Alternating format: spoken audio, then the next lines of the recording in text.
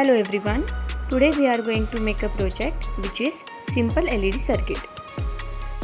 The components required for this project are one LED, one 470 ohm resistor, one 9 volt battery, one battery snapper, few connecting wires and a breadboard. First of all, we have to connect the LED.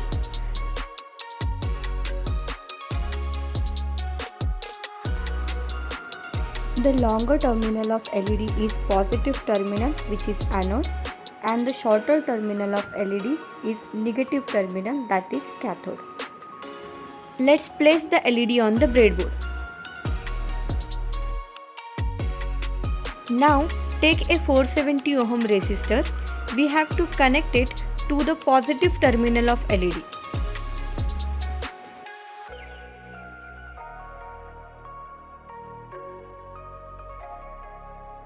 Now take a battery snapper. We have to connect red wire to the other end of resistor and a black wire to the cathode terminal of LED. Now let's connect a battery to the snapper and you can see the LED turns on. So this is how a simple LED circuit is going to work. Thank you.